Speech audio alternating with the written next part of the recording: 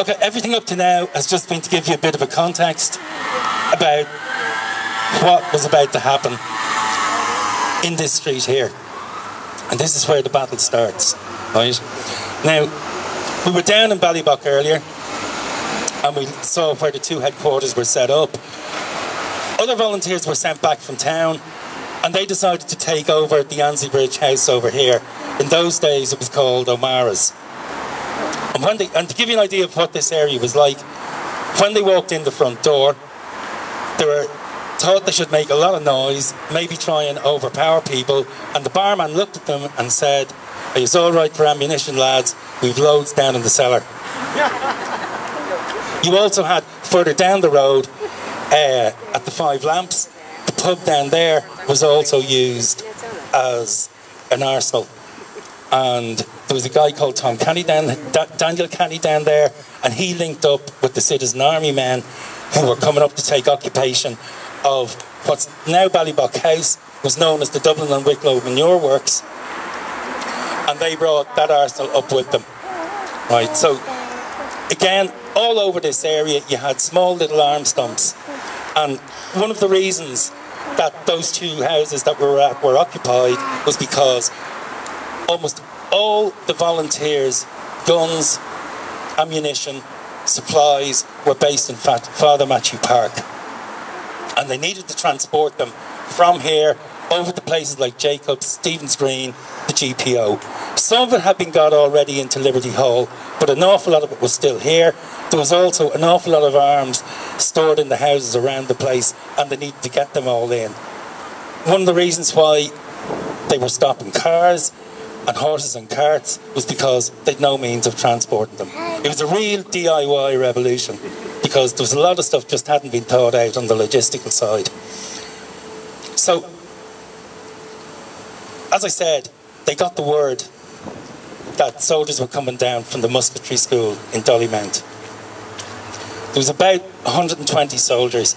They were a mixture of Enniskillen Fusiliers, South Stavanger Regiment and Royal Irish Rifles. They were trainees, so they couldn't shoot very well. Okay? The man in command was a man called Major Herald Founds Somerville. And it's important to remember that because this is a footnote, right? This battle is seen as a footnote, right? In terms of Irish history, Harold Founds Somerville was awarded a DSO, which is the second highest award in the British Army. His two officers under his command at the musketry school were both mentioned in dispatches, and all three turn up in the official report quite prominently into the Rising that was published by the British Parliament. Right. Their strategy for this area was very significant. The volunteers were here by accident. They were just trying to get supplies across the city. So this is kind of an accidental battle. All right. But basically the word came across. So on the roof here, at the back of the pub, was the bottling house. Right. And what they did was they set men up into the top floors. I think most of the top of the pub has been rebuilt. Right.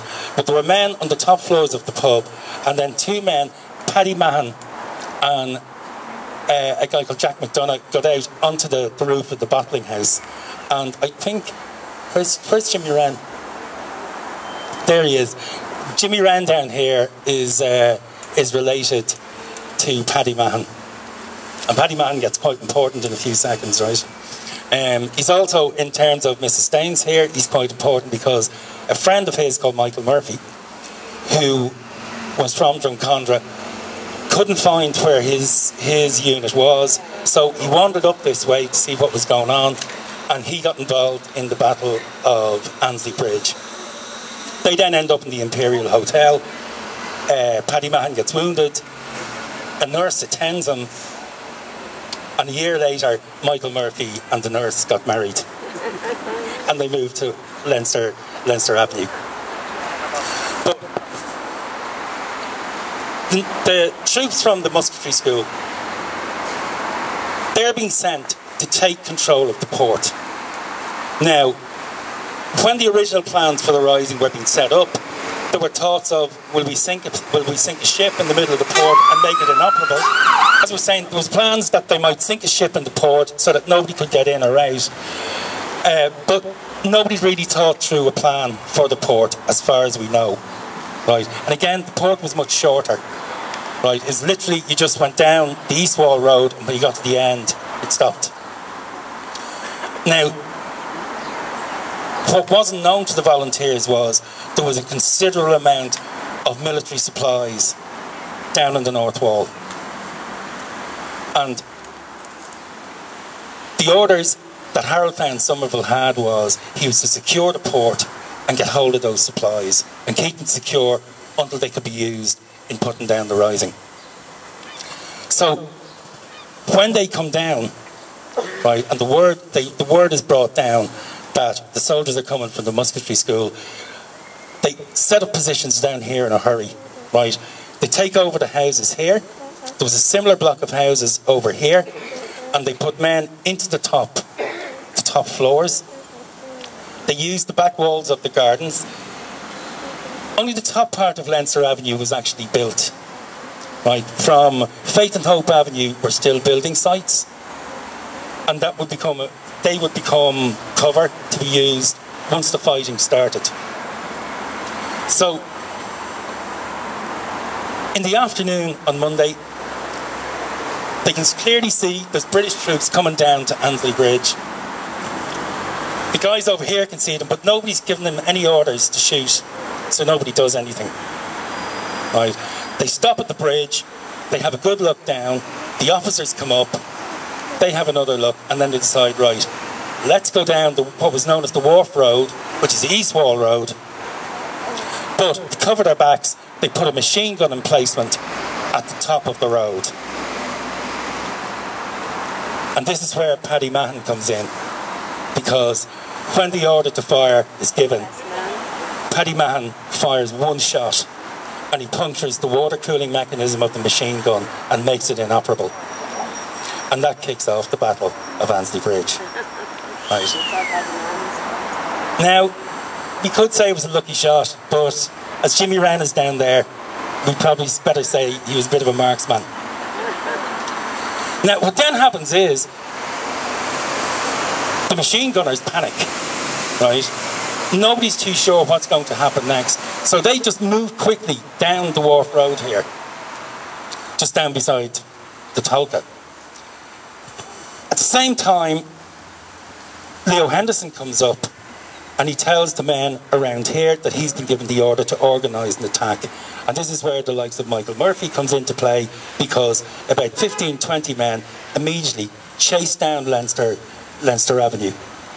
And when they reach the opening where the building site is, they open fire on the British, and a very serious sequence of firing takes place. We don't really know what the casualties were like.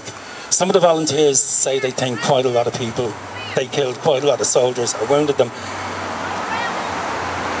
It's very difficult because the composition of all the groups is so dispersed. You don't get much from the official records, but we do know there was at least one member of the Royal Irish Fusiliers was taken away in an ambulance. There was another private called Sherwood who was shot in the back by one of his own men who was trying to clean his rifle in between the shooting. Two volunteers were possibly killed in the fighting that went on here. There is mention that two of them were killed, but one of them, it may have actually been someplace else. It's a little confusing what the witness says, right? But they then decide to dig in, and there's a kind of they're trading fire backwards and forwards, right? And in the crossfire across here, there's a lady called Crawford who's trying to get away from the fighting. She goes into her kitchen, she's bending down beside the fire, and a bullet comes through the window and she gets killed. And this is something that happens. The casualties, the amount of killed and wounded from around this area is quite serious. James Connolly then decides to send a contingent of the Citizen Army down to take control of the manure works over here. And they're under a man called Vincent Pool. Now, Vincent Pool had as far as he was concerned, he was still an officer in the Citizen Army. As far as the Citizen Army were concerned, he wasn't in the army at all, because some months previously he had backed up a man called Francis G. Skeffington at an anti-conscription meeting and ended up going to jail. And James Connolly never forgave him for it. But Vincent Pool came down here. He gathered a lot of people along the way, such as Daniel Courtney from Bessborough Avenue, who was a member of the Citizen Army, and Joe was talking to you about him earlier. And again, Daniel Canny, who he picked up down on the North Strand Road. And this is a sequence that happens all over the place, is people who can't find where they should be, see groups of people march along the road, and they join up. And they move over here. Meanwhile, reinforcements from the Royal Irish Rifles are brought in from Amiens Street Station. These guys have machine guns, and they have plenty of ammunition. And they then attack. Vincent Pool decides to take over the headquarters of the Dublin and Wicklow Manure Company, which was located just at the grey building here on the corner. And that becomes the frontal attack from the troops up on the railway bridge. And that kind of continues on for a couple of hours. Then nightfall comes, and they come up with the idea that maybe they should blow the railway bridge. So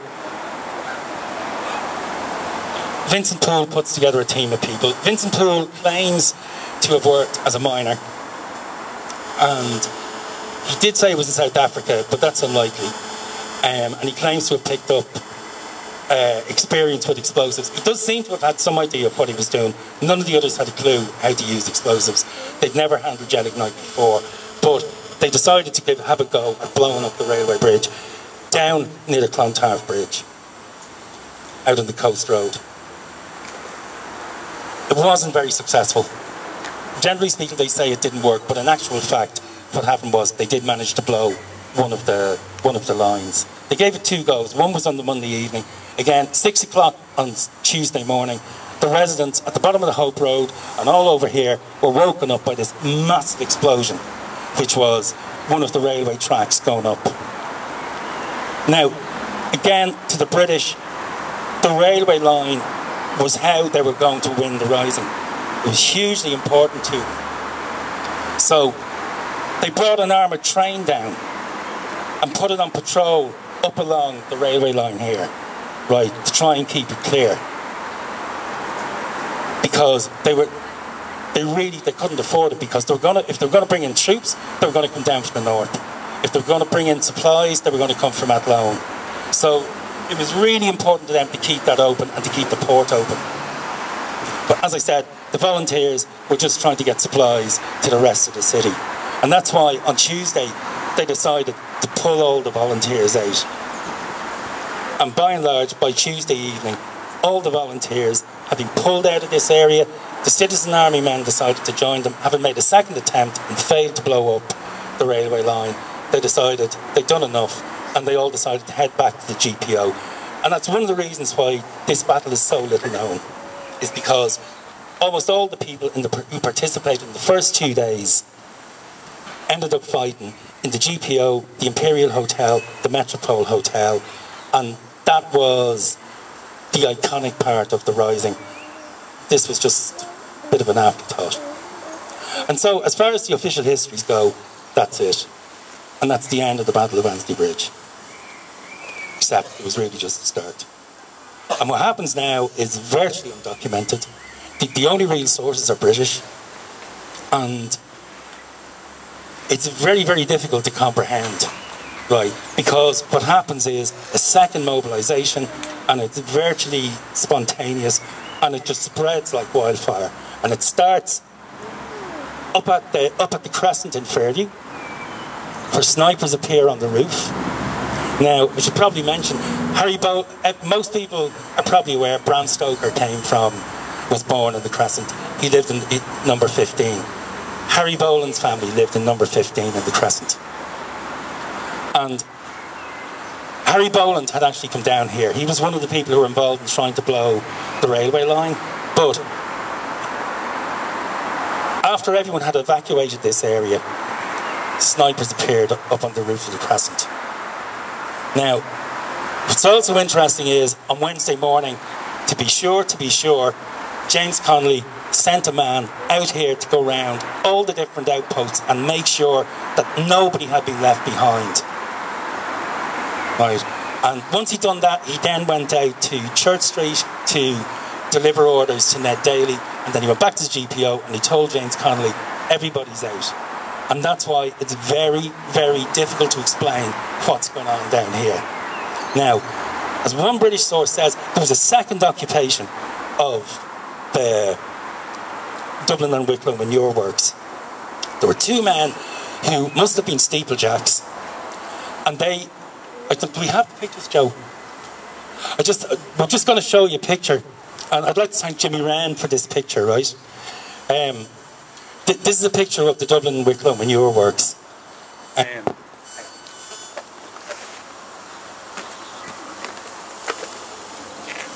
Now, if you look here, you can see it's really just a collection of sheds and bridges, but there were these huge towers, right? And a man who must have been a steeplejack put a rope around himself and manoeuvred his way up here, right? He gets killed and he's left hanging there for over a week because nobody can get him down. But all along the rooftops here, right, of all of these sheds is reoccupied, and we don't know who reoccupied them. Right. Down here, meanwhile, they've brought machine guns in to space out along the embankment, right? And what a British source describes as a 13-hour continuous sniper battle takes place. That's a lot of shooting by people who don't exist. You know. But it spreads, and it spreads like wildfire, and it goes all the way down to Newcomen Bridge. When the British are trying to get wounded soldiers back across the bridge, they come under sniper fire from the North William Street area. When you get down to the docks, it's the same problem. Right? Now, Harold found Somerville, because he knew what he was supposed to be doing, ignored up here. Right? He left some men behind to just keep an eye on things on the Stony Road side of the embankment, but his job was to get down and take the port. So he gets down there, he takes over St. Barnabas Church and turns it into a barracks, much to the annoyance of Sean O'Casey. Anybody who looks, they fire at, because they're very jumpy. Right? They then set through, they decide they're going to have to deal with the snipers, and artillery's brought in, and where's Angela? Angela.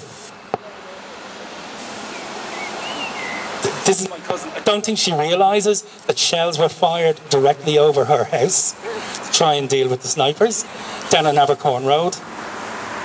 We know, if anyone knows Abercorn Road, as you go down it, the first turn on the right-hand side is called Church Street, which was the back of the church, the back of St. Barnabas Church.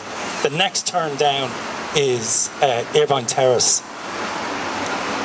There's one woman and 4 people with addresses down there were killed and wounded. We can only assume it was part of the fighting that was going on down here. And as I said, it just spreads everywhere. Snipers are just popping up. But none of them are known. We don't know any of their names. We don't know whether they were Citizen Army, whether they were the Irish Volunteers, whether they were freelance. They could have been members of the British Army who decided to take the jacket off for the day. But there was maybe 30 to 50 of them. And they were just everywhere, throughout the whole area. They just harassed. And it got so bad that they then, over here, where we were earlier, on the Annesley Bridge Road, right, the firing was so intense. And as the McCullochs have told us, right, they were so terrified. All the people were hiding under the tables in their kitchens. Right? Huge spotlights were brought down on the track. Right? Along with machine guns. And they just peppered that whole street. There was a belief that all of these houses had been occupied by volunteers because they'd seen some wounded people being dragged in towards the houses. and they assumed that they must be combatants. So it was really dangerous to be living in that block. And this continues on for the best part of a week. Now, okay, I've been told to wind up, right? So, okay, I'm going to finish this up pretty quickly, right? But basically, the general belief on behalf of the British was that everything was being orchestrated from Croydon Park. They weren't quite sure where Croydon Park was, but they decided they were going to bomb it anyway. So they brought in artillery and they just started pounding in the general direction of Croydon Park. Luckily enough, back then it would have been near the old fields. It's it's quite densely populated now, but back then it would have been largely open spaces. It culminated on Friday when they decided they were having so many problems from the crescent that they were going to level the crescent. But they changed their minds when they got word that volunteers had been seen manoeuvring at Croydon Park. They had a definite sighting. And so they brought in a gunboat into the Bay of Clontarf and it began to pound the volunteers in Croydon Park. Except it was the brothers and their students from the O'Brien Institute who were playing hurling, and they got a whole new education in the process of evasive manoeuvres. But the bombing was so heavy on the Thursday night that one witness described it, the bombs going off, as having all the brilliancy of daylight. So you can imagine what it must have been like for the people. And again, if they looked out their windows that way, all they could see was Dublin burning. By Friday, they just had pretty much cleared everything. But still, there were snipers appearing down around the docklands that they couldn't get rid of. They had gone through all the houses down there. They just basically arrested all men who were of a fighting age, and they brought them down to the merchant's warehouse and threw them into the granaries until they could interrogate them and decide whether they were safe to let loose again or not. And again, most of this is just completely undocumented. And then the final shots that I found, definitive description of action in everything that was going on around here was the following Sunday when a man collapsed in St. Lawrence O'Toole's church because he thought he'd been shot dead. But it turned out it was a bullet had gone through the window and the glass had hit him on the head.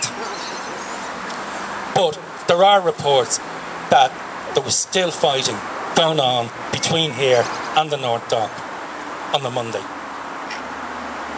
So, technically speaking, the rising didn't quite start here, but arguably the last shots of the 1916 rising were part of the Battle of Annesley Bridge. Okay?